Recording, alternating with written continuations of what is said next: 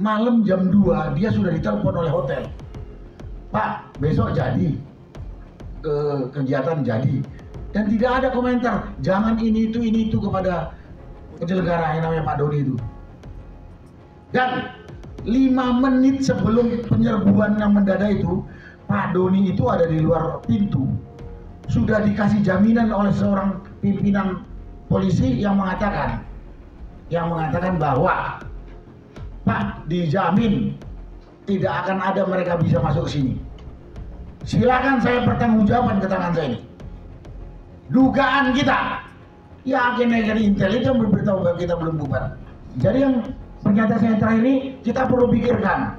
Kita mungkin perlu hidupkan lagi laskar itu, karena kita harus menghadapi laskar preman yang kemarin mengatakan satuan bawah tanah Jokowi. Assalamualaikum warahmatullahi wabarakatuh. Waalaikumsalam. Salam sejahtera bagi kita semua dan selamat sore. Sesuai dengan permintaan Pak Mursalim untuk memberikan ya informasi tentang kejadian kemarin di Grand Kemang Hotel. Saya saat itu hadir sebagai tamu undangan dari Forum Tanah Air. Terjadilah kasus yang sudah sangat viral dan bersebar ke seluruh dunia. Kalau saya sekarang ditanya sebagai bekas tentara, saya hanya mau menyorotin sikap polisi.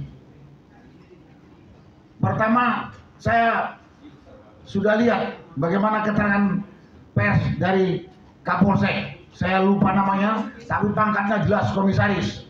Pangkat tinggi itu. Dia mengatakan bahwa acara itu tidak ada izin.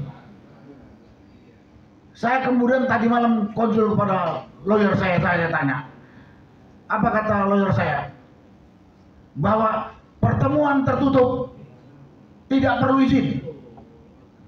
Berarti ini Kapolres goblok. Kapolres buat malu polisi. Jadi kalau tim pimpinannya tidak mengambil alih, ya pimpinannya pun goblok.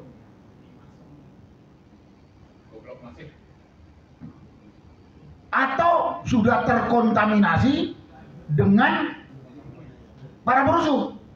Dalam arti terkontaminasi itu ya sudah kong kali kong dengan perusuh. Itu alternatif yang kemungkinan kedua. Kemudian kedua dari pernyataan seorang Kapolsek yang berpangkat komisaris. Kalau di TNI itu mayor, perwira menengah. Itu tinggi banget tuh pangkat itu. Dia mengeluarkan pernyataan menyalahkan penyelenggara yang mengatakan bahwa tidak ada izin. Saya tanya kepada lawyer, nggak perlu ada izin. Dengan kita minta itu ruangan itu kepada hotel itu sudah izin. Dan kesempatan ini juga saya sampaikan kepada pengelola hotel. Saya anggap pengelola hotel ini tidak bertanggung jawab kepada konsumennya. Karena dia mau diatur oleh preman. Ini hotel juga perlu dipertanyakan. Jangan mau cari untung finansial doang. Grand Kemang Hotel ini saya tidak tahu siapa punya. Tapi saya lihat kepala security yang malah menekan kita, bukan melindungi kita. Kemudian saya baca laporan polisi yang bersebar di media sosial. Perkiraan saya yang buat laporan itu adalah pimpinan polisi yang ada di sana atau mungkin Kapolsek. Yang melaporkan kepada atasannya sepertinya tidak terjadi apa-apa. Bahkan nadanya menyalahkan kita. Ini polisi ini di mana tanggung jawab dan rasa malunya? Semboyannya banyak banget polisi itu. Pelindung, pengayom, penegak hukum dan lain sebagainya. Pelindung apa? Pelindung preman. Kenapa saya katakan pelindung preman? Rekaman di medsos sangat banyak terlihat. Jumlah polisi dengan jumlah perusuh ya kurang lebih seimbang, bahkan mungkin banyak polisi. Ada satu tokoh perusuh yang rambutnya diikat seperti emak-emak itu, dia mau ribut dengan ada salah satu tokoh masyarakat. Ustadz Eka Jaya datang terlambat, kemudian dia mau hantam Ustadz Eka dengan segala macam omongan. Polisi yang melindungi di situ banyak, cuma mulu-mulu yang melanggar. Padahal kalau mahasiswa atau emak-emak dihajar sama polisi itu. Tapi kalau sama preman peluk-pelukan dia. Jadi kesimpulan saya, kemarin aparat polisi yang dikirim ke Hotel Kemang itu melakukan pembiaran atau mungkin kerjasama. Bahkan saya ada omong-omong dengan Pak Said Didu, bahkan udah jadi pesuruhnya perusuh. Kenapa dikatakan pesuruhnya perusuh? Kita udah di tempat tertutup, dikunci itu pintu. Tahu-tahu datang kepala security gitu, Pak, itu mereka masih minta dibubarkan. Berarti kan ada mata-matanya perusuh di dalam ruangan, dan perusuhnya nggak ada. Dugaan kita, ya agen-agen intel itu yang memberitahu bahwa kita belum bubar. Jadi di sini juga saya nuntut kepada pengelola Hotel Kemang itu, di mana rasa tanggung jawabnya? Jangan punya cari untung finansial doang. Yang kedua, kepada polisi yang katakan tadi, melakukan pembiaran, bekerja sama, bahkan membiar seperti jadi pesuruh. Kemudian kepada polisi juga, dia membuat laporan seolah-olah tidak terjadi apa-apa, bahkan nadanya menyalahkan penyelenggara pertemuan tersebut. Begitu juga ada keterangan dari Wakapolda yang nadanya bahwa polisi kecolongan karena masuk dari belakang. Saya tadi katakan jumlah perusuh dengan polisi sama banyak.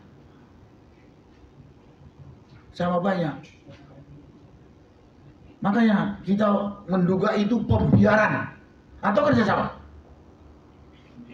Terus informasi yang saya dapat dari penyelenggara yang namanya Pak Doni, malam jam 2 dia sudah ditelepon oleh hotel, Pak besok jadi ke kegiatan jadi, dan tidak ada komentar jangan ini itu kepada penyelenggara yang namanya Pak Doni itu. Dan 5 menit sebelum penyerbuan yang mendadak itu, Pak Doni itu ada di luar pintu, sudah dikasih jaminan oleh seorang pimpinan polisi yang mengatakan bahwa Pak dijamin tidak akan ada mereka bisa masuk ke sini. Silakan saya pertanggungjawabkan keterangan saya ini. Tahu-tahu 5 menit kemudian masuk itu kira-kira 10 orang menyerbu ke sini. Dan kita di dalam itu ibu-ibu dan orang-orang tua seperti saya ini. Termasuk Profesor Din Samsudin dan banyak lagi, itu ketua FTA itu Pak Tata Kesantara, itu juga orang yang sudah usianya sudah kepala 7 menghadapi preman-preman itu. Kesimpulan saya sekarang sini, berarti kita rakyat perlu juga menyiapkan pengamanan.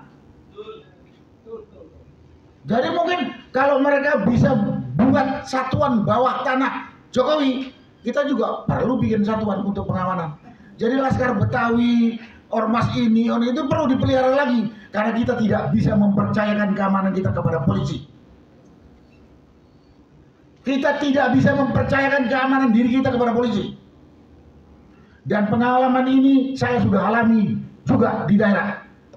Saya pernah berhadapan dengan kelompok polisi di Kalimantan Selatan. Polisi yang sudah dikendalikan oleh pengusaha hitam.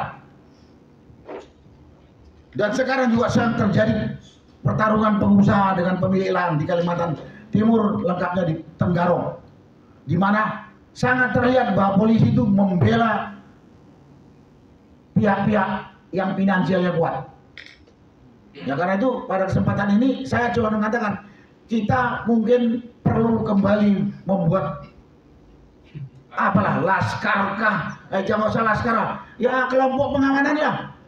Di Betawi ini kan ada laskar pendekar, karena kita nggak bisa percaya. Hari ini antisipasi Pak Munarman hebat, daripada kayak besok dibawa itu remaja-remaja masjid dengan kelompok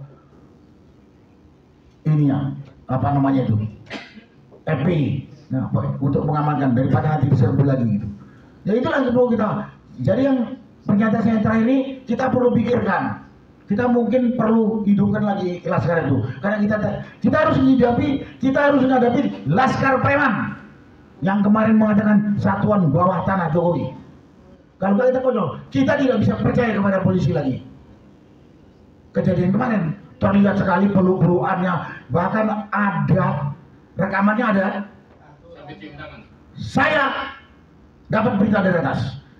Preman itu ngomong kepada polisi. Hebat kan? Preman itu ngomong kepada polisi. Saya dapat berita langsung dari atas. Rekaman ada. Nah ini kan mengusik kita semua rakyat. Kita juga nggak pingin mati percuma. Kita perlu memperlakukan perlawanan kalau misalnya preman-preman bangsat ini kan. Dan berikutnya kita lihat diusut benar oleh polisi pelaku ini atau dagelan kayak kasus kilometer 50 atau kayak kasus Kanjuruhan. Itu pengadilan dan penangkapan dagelan. Apakah ini dagelan lagi? Kita lihat perkembangannya. Itulah yang bisa saya sampaikan pada kesempatan ini. Terima kasih. Wassalamualaikum warahmatullahi wabarakatuh. Waalaikumsalam. Terima kasih Pak Narko.